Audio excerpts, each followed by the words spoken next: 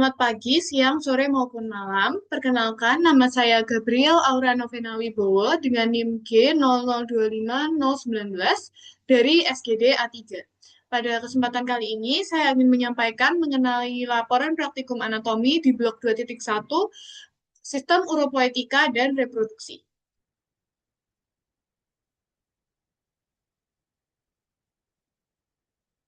Masuk ke soal yang pertama. Saat menjadi panitia lomba lari 17-an, Dapri melihat salah satu peserta laki-laki mengeluh nyeri hebat pada daerah skrotum setelah terjatuh. Di sisi lain, ada juga peserta lain yang sudah lama mengeluh benjolan di skrotum yang terasa seperti sekumpulan cacing, dan seorang bapak yang sering bolak-balik ke toilet karena sulit buang air kecil. A. Jelaskan anatomi penis, skrotum, dan testis. B. Jelaskan jalur perjalanan sperma dari testis hingga keluar melalui ostium uretra externum. Dan C. Jelaskan kemungkinan perbedaan anatomi dan klinis dari keluhan pada skenario tersebut, terutama yang mengarah ke torsio testis, varikokel, dan pembesaran prostat. Yang pertama, kita bahas dulu mengenai anatomi penis. Jadi, penis merupakan suatu organ berbentuk seperti tubuler dan merupakan alat kopulasi pada pria. Penis sendiri itu homolog dengan glans klitoris pada wanita dan terdiri dari dua pars, yakni pars fixa dan pars libera.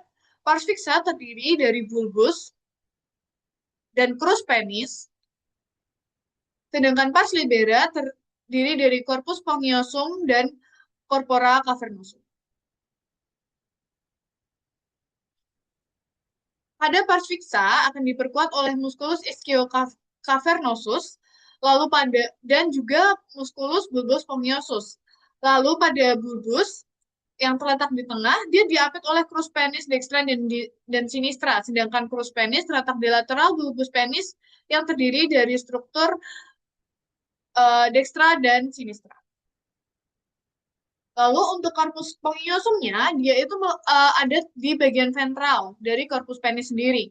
Lalu dilewati oleh uretra pars spongiosa dan secara distal melebar menjadi glans penis.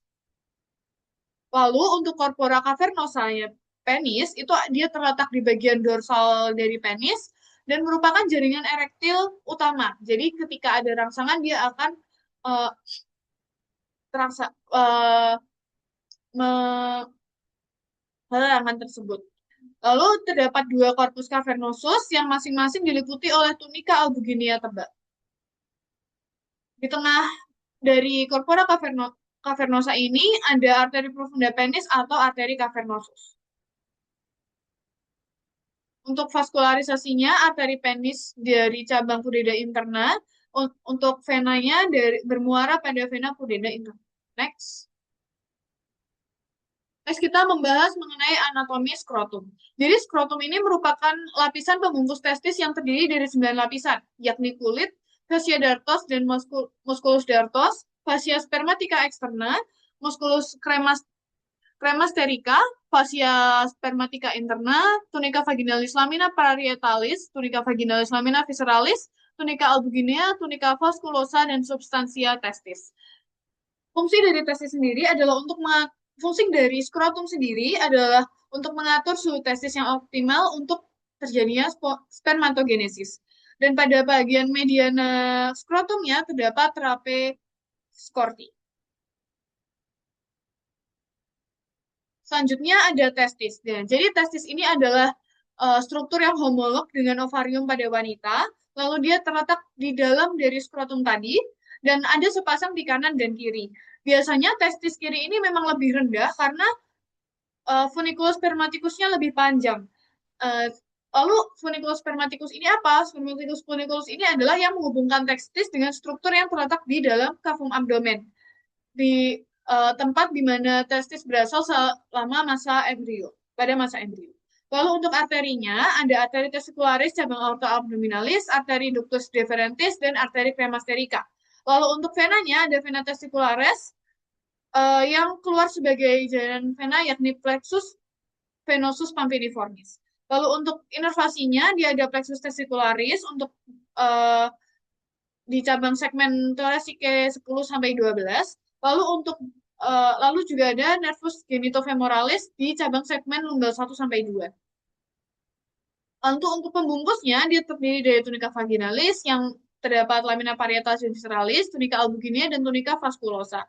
Nah, untuk lamina parietalisnya ini menempel di facies internal scrotumnya, kalau yang visceralis ini menempel langsung ke substansianya testis. Lalu untuk tunika albugineanya, ini ada tonjolan-tonjolan yang masuk ke dalam testis disebut septum atau trabekula, dan dia itu akan membagi testis menjadi 200 sampai 300 lobuli. Sedangkan tunika vaskulosanya terdiri dari pembuluh darah dan jaringan ikat longgar. Selanjutnya, saya akan menjelaskan mengenai perjalanan sperma. Jadi spermatozoa ini akan dihasilkan di tubulus-tubulus contortus seminiferus. Lalu selanjutnya dia akan berjalan menuju tubulus rectus seminiferus, di mana dia terjadi pembentukan spermanya. Lalu masuk ke rete testis di bagian sini. Lalu ke ductuli deferens, ke epididymis, lalu masuk ke epididymis untuk proses pematangan sperma. Lalu masuk ke ductus deferens transport aktif saat terjadi ejakulasi, lalu ke ampula ductus deferens, lalu menuju ductus ejaculatorius yang nantinya akan bersatu bersama vesicula seminalis, lalu menuju ostium ductus ejaculatorius, menuju uretra pars prostatica yang nantinya akan melewati bagian tengah dari prostat, lalu masuk ke uretra pars membranacea, uretra pars sponggiosa, dan ostium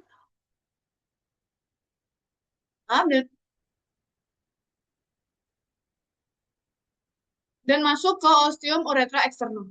Nah, pada perjalanan ini spermanya nanti akan bercampur dengan sekret dari vesicula seminalis yakni berupa fruktosa, lalu dari prostat nanti ada enzim dan PSA, lalu juga ada sekret dari kelenjar bol uretral.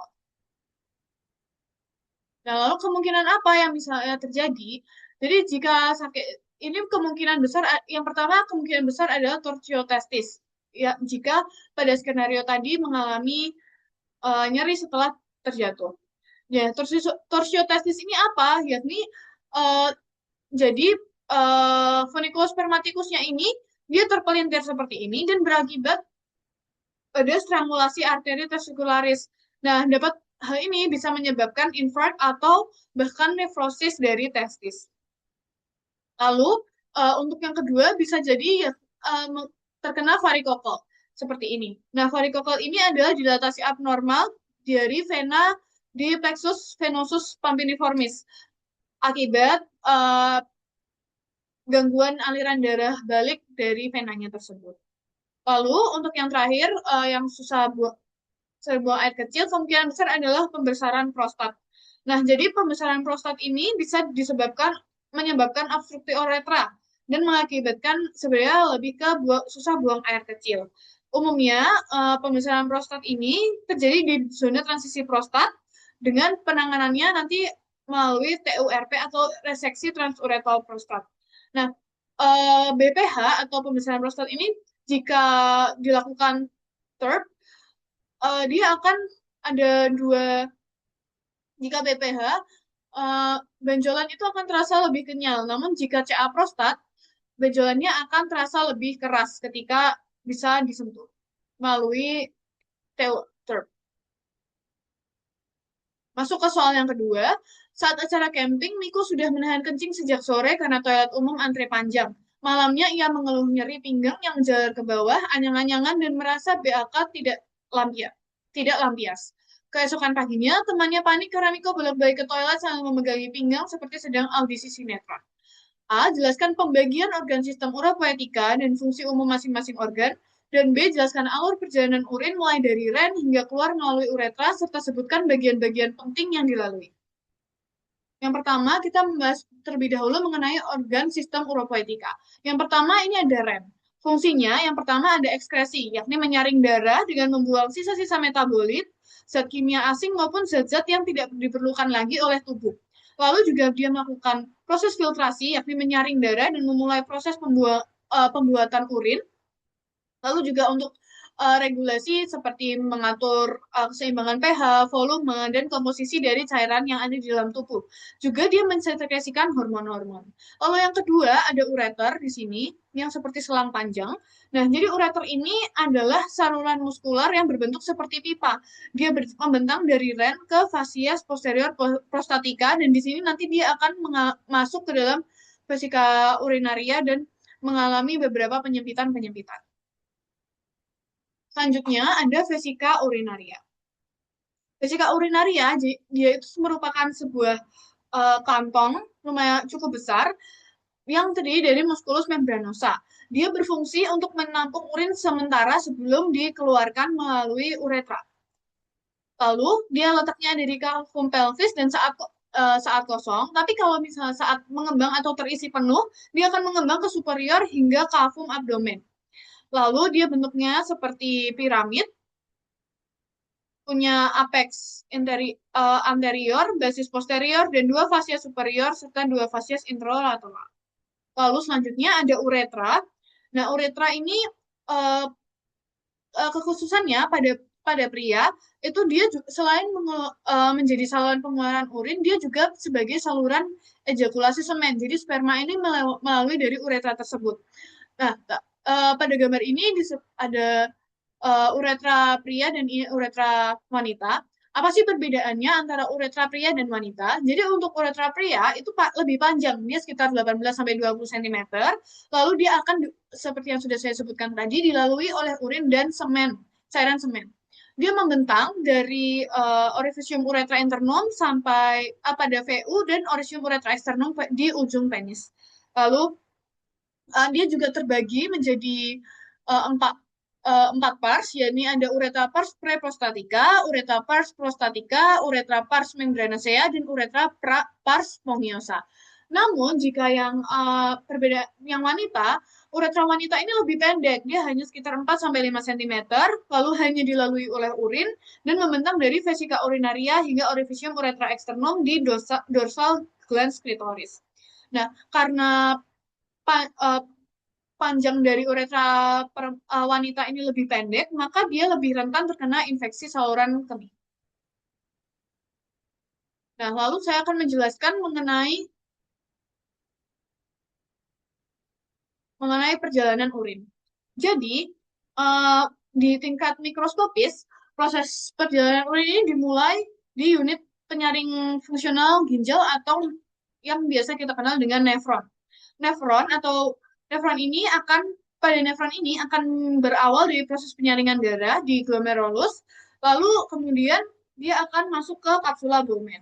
Lalu di tubulus kontor proksimal, cairan filtratnya itu akan mengalir dan akan direabsorpsi.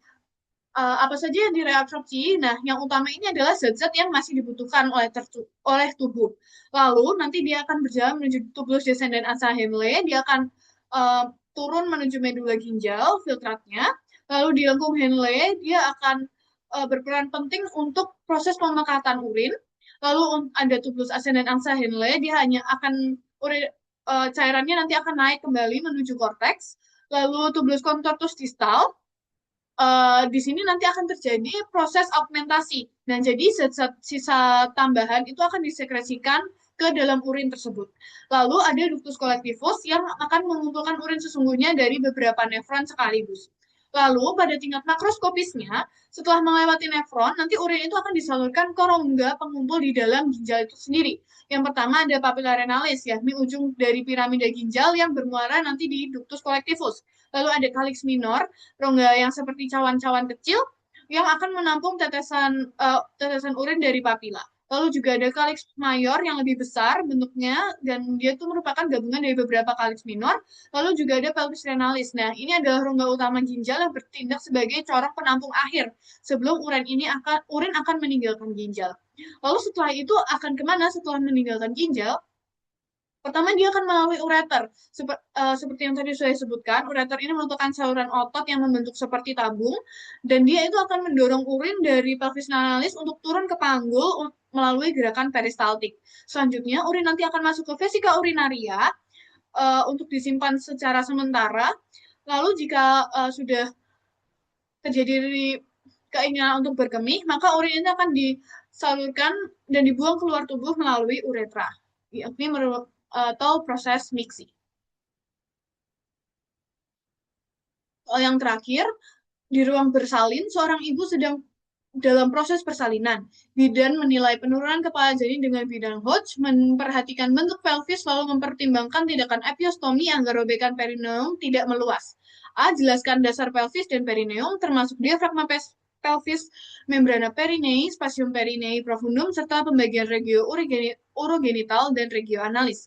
Jelaskan hubungan anatomi pelvis dengan kondisi B. Jelaskan hubungan anatomi pelvis dengan kondisi klinis skenario, terutama mengenai perbedaan pelvis pria dan wanita, bidang Hodge dan episiotomi. Nah, yang pertama kita harus mengetahui terlebih dahulu pelvis ini terdiri dari disusun oleh os apa saja. Yang pertama dia disusun oleh os sacrum, lalu ada os coccyx dan os coccygeus. Nah, lalu kita masuk ke dinding regiopelvis.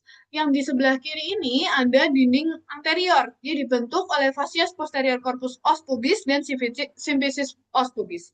Lalu untuk di bagian lateralnya, dia dibatasi oleh yang pertama ada canalis obturatorius, jadi di bagian atas foramen obturatorius nanti dia dikelilingi oleh membrana obturatoria dan terdapat canalis obturatorius. Lalu ada foramen ischiadicus majus, ini merupakan rute komunikasi antara kavitas pelvis dengan ekstremitas bagian bawah. Nantinya musculus piriformis akan melewati pada bagian ini, melewati foramen ini dan membagi menjadi dua bagian, yakni atas dan bawah. Nah, untuk yang atas itu nanti akan dilewati oleh arteri vena nervus gluteus superius, sedangkan yang bawah akan dilewati oleh arteri vena nervus gluteus inferius, nervus sciaticus nervus pudendus, arteri vena pudenda interna, nervus femoral cutaneus posterior, nervus obturatorius internus, dan musculus quadratus femoris. Lalu yang terakhir, dia akan ada foramen ischiadicus minus. Nah, nanti dia ini juga merupakan rute komunikasi, namun antara perineum dengan regio gluteal. Begitu.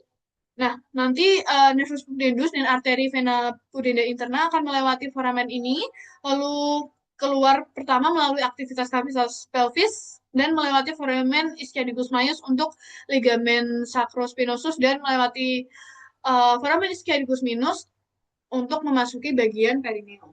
Lalu pada bagian posteriornya dia dibatasi oleh os sacrum dan os coccyx. Selanjutnya ada diafragma pelvis. Di sebelah kiri ini adalah tampak dari atas. Mohon maaf ada typo di pada bagian atas. Nah, kalau dilihat dari atas, ini ada beberapa muskulus penyusun. Ini ada dua, ada muskulus levator ani dan muskulus coccygeus. Nah, untuk muskulus levator ani ini fungsinya untuk menyokong dan mempertahankan dari viscera pelvis supaya tetap pada tempatnya. Dan lalu untuk peningkatan tekanan di dalam pelvis selama mengerdan atau mendorong otot-otot abdomen, terutama saat batuk atau proses buang air besar. Lalu ada musculus coccygeus. Fungsinya di sini, musculus coccygeus ini fungsinya untuk menopang dari diafragma pelvis tersebut. Lalu jika dilihat daripada bagian bawah terdapat musculus puborectalis, lalu ada musculus iliococcygeus dan musculus pubococcygeus yang menyusun daripada bagian bawah diafragma pelvis. Next. Lalu ada membrana perineum dan spasium profundum. Nah, jadi kalau membrana perineum ini tuh adalah fascia tebal berbentuk segitiga. Dan dia ini melekat di kerangka os arcus pubicus dan terletaknya itu secara horizontal ke arah anterior. Dia biasanya terdapat celah kecil di antara membrana dan ligamen pubicum inferius. Nah, di atasnya itu ada ruang tipis yang disebut dengan spasium perineum profundum tadi. Nah, di atasnya itu juga terdapat lembaran otot rangka dan yang berfungsi nantinya sebagai di sini otot rangka yang nanti berfungsi sebagai sphincter, terutama untuk apa? Terutama untuk uretra dan sebagai stabilator dari tepi posterior membrana peritoneum. Nah, jika kita lihat yang bagian atas ini milik wanita dan yang bagian bawah ini milik pria. Nah, jadi muskulus yang ada di dalam spasium perineum profundum ini ada apa aja. Nah, ini ada 4 untuk wanita dan 2 untuk pria. Nanti untuk pria itu hanya musculus sphincter urethra externum dan musculus transversus perineum profundus. Tapi jika untuk wanita tetap ada 2 tadi, yakni sphincter urethra externum dan transversus perineum profundus, tapi juga dilengkapi oleh musculus compressor urethra dan juga musculus sphincter uretrovaginalis. Nah, lalu selanjutnya kita membahas mengenai regio urogenital wanita dan pria. Di sebelah kiri ini ada gambar regio urogenital wanita dan sebelah kanan ada gambar regio urogenital pria. Nah, jadi untuk yang pria yang wanita sendiri, dia ini ditembus oleh uretra tapi juga ditembus oleh vagina di bagian posterior uretranya. Strukturnya nanti akan mirip-mirip seperti yang pria, tapi ada sedikit modifikasi untuk susunan-susunannya. Nah, untuk lapisannya dari superficial ke profunda, yang pertama ada kulit, fascia perineae superficialis, fascia perineae profunda, spasium perineae superficialis dengan 4 muskulus yang sudah dijelaskan tadi, fascia diafragma urogenital inferior, spasium perineae profunda, dan fascia diafragma urogenital superior. Lalu, jika untuk yang pria, dia ini hanya ditembus oleh uretra. Nah, lapisannya untuk dari superficial ke profunda, yang pertama ada kulit, fascia perineae superficialis, fascia perineae profunda, lalu ada spasium perineae superficialis dengan musculus transversus perineae superficialis, musculus ischiocavernosus, dan musculus bulbocavernosus. Lalu juga ada fascia diafragma urogenital inferior, ada spasium perineae profunda, uh, 2 muskulus tadi dan 1 yakni ada glandula bulbourethra scoper, juga ada fascia diafragma urogenital superior. Yang terakhir yakni ada regio analis. Nah, di regio analis ini mengandung kanalis analis, fossa ischioanalis, dan sphincter ani externus. Nah, yang di sebelah kiri ini adalah regio analis milik wanita dan yang sebelah kanan ini milik pria. Sebenarnya tidak terlalu jauh berbeda. Masuk selanjutnya, kita akan membahas mengenai perbedaan pelvis pada pria dan wanita. Nah, pada wanita, aditus pelvisnya ini lebih bulat, lalu sedangkan pada pria ini berbentuknya lebih kecil dan cenderung seperti jantung. Lalu untuk os sakrumnya, dia itu pendek, luas, dan kurang melengkung untuk wanita. Namun untuk pria, dia panjang, sempit, dan melengkung lebih ke depan. Lalu untuk os koksiknya, pada wanita ini lentur sebagai uh, persiapan untuk kehamilan dan melahirkan, tapi untuk yang pria ini kuat. Lalu untuk os iliumnya pada wanita ini lebih miring ke lateral, sedangkan pada pria ini lebih tegak. Lalu untuk kavitas pelvis di wanita ini lebih dangkal dan luas, karena untuk proses kehamilan dan melahirkan, pada pria ini lebih sempit, dalam dan sempit. Lalu untuk tulang pelvisnya pada wanita ini tipis dan tidak kuat, lalu kalau pada pria ini tebal dan kuat. Lalu untuk spina ischiadikanya dia tidak menonjol untuk wanita dan menonjol untuk pria. Next, untuk sudutnya juga dapat dilihat sudut pada wanita ini lebih kecil 50 sampai 60 derajat, sedangkan pada pria 80 sampai 85 derajat. Next. Selanjutnya ada bidang Hodge. Di sini ada tertulis pada gambar H1, H2, H3, H4. Ini artinya bidang Hodge 1, bidang Hodge 2, 3, dan 4. Nah, untuk bidang Hodge 1 ini, dia ditarik setinggi aditus pelvis. Lalu untuk yang bidang Hodge 2, dia ditarik lewat tepi bawah simfisis pubis dan sejajar dengan bidang Hodge 1.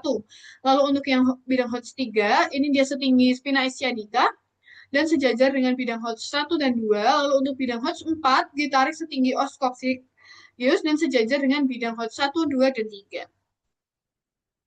Lalu, selanjutnya saya akan menjelaskan mengenai prosedur episiotomi. Nah, selama melahirkan, perineum ini kan nanti akan meregang dan bisa jadi robek. Nah, untuk mencegah ruptur musculus sphincter ani akan dilakukan dengan tindakan episiotomi. Nah, ada 2 tipe. Yang pertama itu ada median median episiotomi atau mediolateral episiotomi. Maaf. Nah, untuk median episiotomi itu sayatannya mulai dari garis tengah komisura posterior dan lurus ke bawah, tapi tidak sampai mengenai dari serabut sphincter ani. Lalu kalau misalnya yang episiotomi mediolateral, dia ini sayatannya sedikit ke samping, jadi 45 derajat dari midline-nya. Nah, lalu apa sih kaitannya antara tadi bentuk pelvis, bidang Hodge, dan proses episiotomi ini pada kasus yang terdapat pada skenario? Nah, jadi yang pertama, penilaian pada bidang Hodge ini itu akan menentukan posisi kepala janin di dalam pelvis, sudah sampai di bagian mana. Biasanya dilakukan dengan prosedur vaginal touching. Lalu untuk bentuk pelvisnya, ini menentukan apakah persalinan pervaginamnya ini memungkinkan. Karena jika pelvis terlalu kecil, maka melahirkan secara pervaginal tidak memungkinkan untuk dilakukan. Lalu, peregangan diafragma pelvis dan perineum ini akan terjadi juga ketika kepala janinnya sudah turun. Lalu untuk tindakan episiotomi ini, seperti yang tadi sudah saya jelaskan, dilakukan untuk mencegah ruptur perineum, juga melindungi muskulus sphincter ani dan struktur dasar pelvis. Mungkin sekian yang dapat saya sampaikan. Terima kasih atas waktunya.